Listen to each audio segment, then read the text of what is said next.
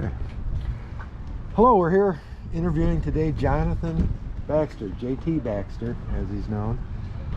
He's had quite an adventure this week, and I'd like him to kind of tell us about it a little bit in his own words. If you could do that, Jonathan. Sure. Well, I think we've mentioned the run-up to it quite a few times.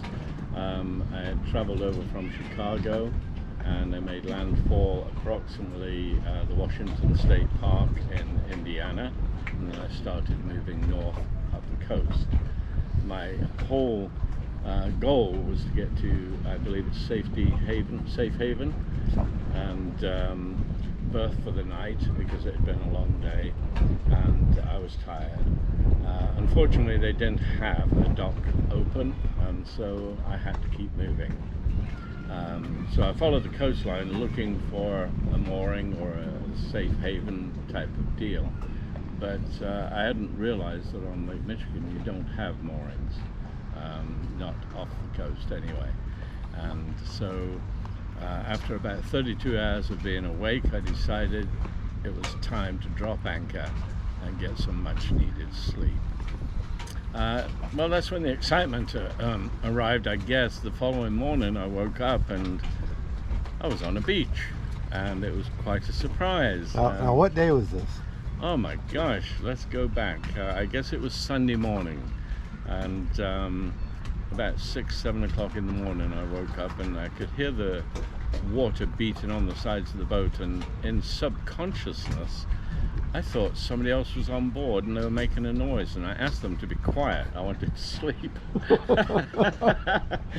So then you realize, oh, there is nobody else on board. So I went up on deck, and that's when I discovered I'd been beached, which could have been a tragedy. But how often do you end up on a sandy beach with the sun shining and it's calm and everything is okay? The boat was leaning to one side, obviously, and at that point I thought, okay, well, I need a strong wind and I can probably get off this beach. Why were you beached? What happened that caused you to be beached? The anchor rope broke. Now, that was probably an oversight on my part, because in Chicago I'd bought the boat and I'd done all the necessary things to make sure she was seaworthy, but I hadn't checked the anchor rope.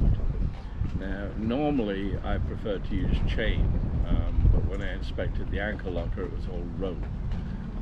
But being tired, I decided, well, I'll go ahead and drop anchor and get some sleep. Okay. If I can pause you here for a second. So you bought this boat, you've set sail, and you've ended up on the shore. But how did you come to buy this boat, and what were you planning on doing with it?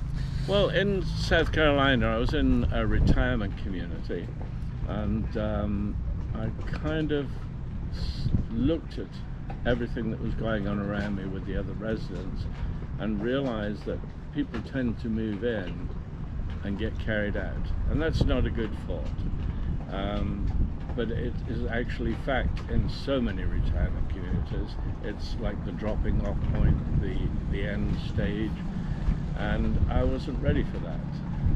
I felt like I had more years to live, and so in March of this year I came up with the idea to buy another boat. I thought I'd been done with sailing. I sold my boat 15 years ago, and I was landlubber, the same as anybody else, but I got this idea. What was your previous boat? It was a 41-foot Morgan-out Islander, and the current boat that I purchased is a 33-foot out Islander. Okay. I figured with my age I should go with the smaller version of the same boat. So you have plenty of sailing experience. Oh yes, over 22 years. Never broken anchor rope before in my life. Well, never used rope. Usually I use chain, so that was an oversight. But the idea was to make sure that she was seaworthy, make sure I'd got all the undercoat on the bow and the under part of the boat and the anti-fouling paint, put the zinc on there to protect all the electronics, and just set sail and figure things out, figure the boat out, get to know her, and let her get to know my style of sailing. I usually put safety first. I'm always that way, and it's important to me to make sure that I've got the right equipment on board. But in Chicago, we hit a few stones, shall I say, that held me back. I had only intended to be in Chicago for about 10 days, and I was there for almost a month. It was someone decided to steal all the expensive paint, and I had to reorder and get new paint. Parts that we ordered that I knew I needed, even on overnight delivery, didn't show up for days and days and days. And Chicago is an expensive place to be, especially when you don't have your own automobile. Everything is very, very expensive. So it did eat away at my finances, and you know, I can't say it was unfortunate, but I'm not a big city person. I tend to be more inclined to live an hour outside of a city so that I have the benefit of the arts and culture, but I don't have to exist amongst the crowds. Yeah. So it seemed to drag on, and so as soon as I had received that last item that I needed to set sail, I set sail the next day. Yes. Okay. So then you woke up on the shores of Camp Minnewanka. Yes, a very interesting place. They greeted me with open arms. They were very concerned. They called the Coast Guard for me, who sent a commercial towboat, which would have been great. However, I was still in the water at that time, and he sat about 900 yards off and quoted me $5,000, which I thought was extreme. I thought he was gouging my position, and so I said no. But going back to the camp staff, they readily brought me dinner a couple of nights and always inquired if there was any help that I needed, and were very helpful. Excellent, excellent. So then, obviously you still had to get off the beach, and I know you spent some time there. What was your first contact other than the camp then? Were there other people, the people that came, or I know people did, but how did that all start? Well, I guess people started to hear that I was on the beach, and I think a lot of credit needs to go to the person who is now interviewing me behind the camera, because he took an interest right from the start and made my presence known in the community. And so then there were a lot of people who were curious, who would walk down the beach, and we'd have conversations.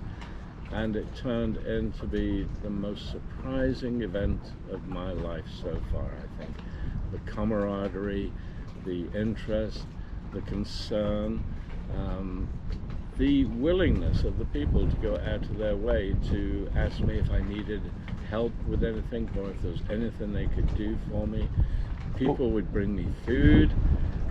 He managed to take us over the second sandbar and get us into 15 feet of water. It was at that point where he said, okay, well, you're in 15 feet of water now, I'm going to quit. So we set an anchor. Yes, I was still apprehensive at that point because I was still in the cove, and a lot of people don't realize a boat my size needs a lot of room to maneuver, and we had already realized there was an issue with the screw at that point. The propeller wasn't turning, so I knew it would have to be wind powered, and that takes a lot of effort to turn a boat around, especially when there are waves and currents. But again, everybody was volunteered, they did the best they could, and we were able to anchor the boat in 15 feet of water. It was late in the afternoon, and I decided the best thing to do was to stay anchored overnight. We had very little wind at that point. Right. Yeah, and it would have been in the wrong direction anyway. The following morning, I woke up and I looked around, and we hadn't moved. The anchor had held very well, and I thought, okay, well, I've got to make a decision here. I didn't have a tremendous amount of wind, but I thought, okay, if I can maneuver it out into the lake, into deeper water, then we'll be fine. I had no sooner set the sail, picked up the anchor, than the waves decided to pick up, and there was a breeze in the wrong direction towards shore. And I fought with that boat to get it to turn around in the direction I needed to go, obviously west.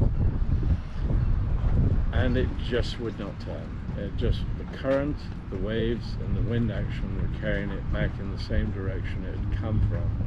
And once we hit that second sandbar that was out there, I realized it was not going to make it.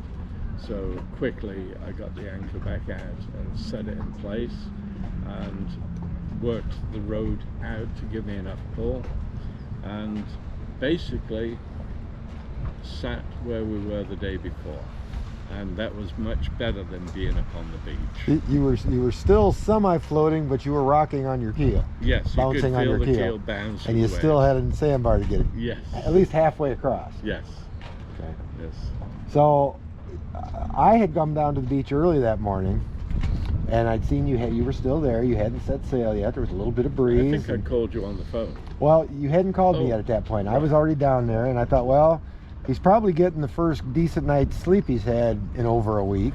Yes. People don't realize that even when you're stranded and you're captured by a beach, with the wave action and the wind and various other things that take place, as storms, rain, you've got to get up and monitor your position every hour. So lack of sleep became a major issue as the time rolled on, because it was approximately 10 days I was there. Sure. So 10 days without a decent night's sleep. All right, that'll work. Okay, where were we? Their enthusiasm alone was very obvious in the way they were rushing down the beach towards the boat, and it was kind of scary to see all these young men charging at the boat. You think, what the heck?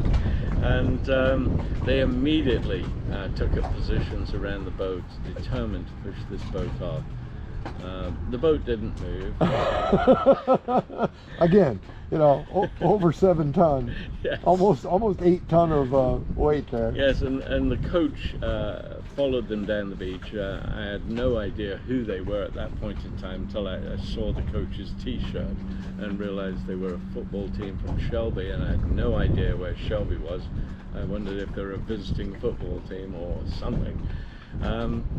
But the coach was in control, and he positioned them in different places and had them doing different jobs, and it looked like they were determined. And who was I to say anything? But after about 10 minutes I did call down to the coach and I said, Coach, you do realize this is 14,500 pounds. Dry weight. And the look on his face changed, and he said, oh, we're not going to move it. And I said, no, I don't think so. Again, if it had been the standard day trip sailboat that we have around here in Michigan mostly, it would have moved.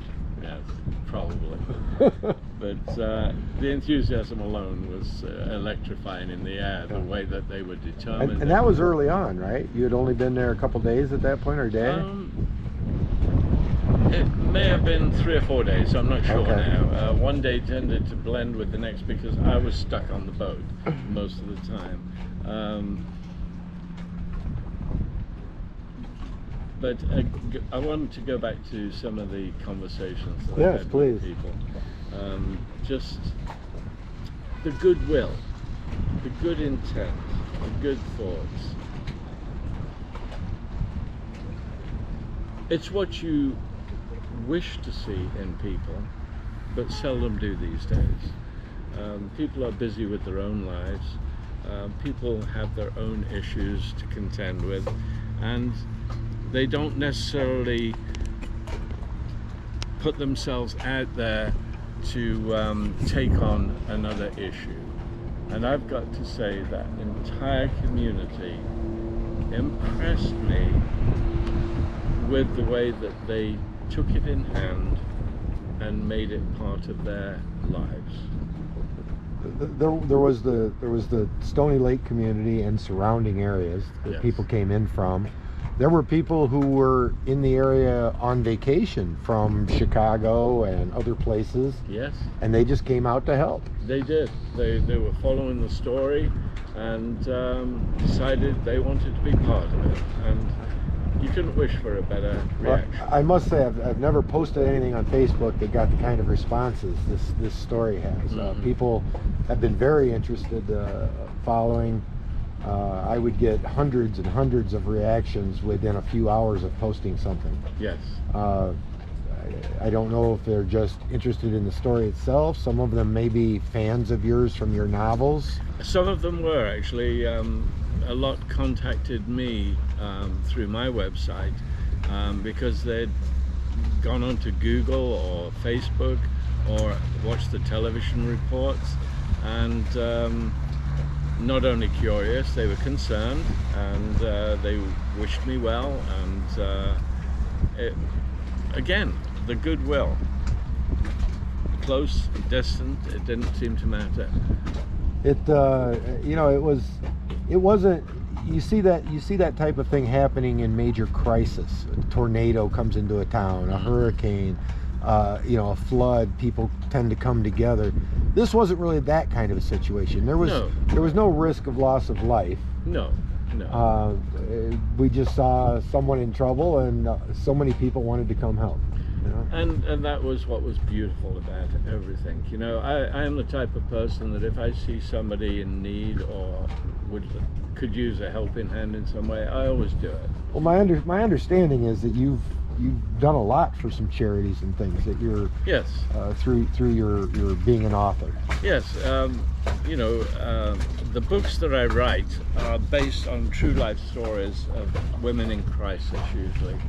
And I've received permission from them to take their stories and turn them into mystery thrillers. So I create the characters and the plots, so to speak. And there's something a lot of people don't know about me, and I'll admit this to you. I am the world's worst writer when it comes to forming grammatically correct sentences. I write the way people speak. And I have a lot of beta readers out there who go through each chapter one at a time and try and put everything into correct sentence and paragraph form.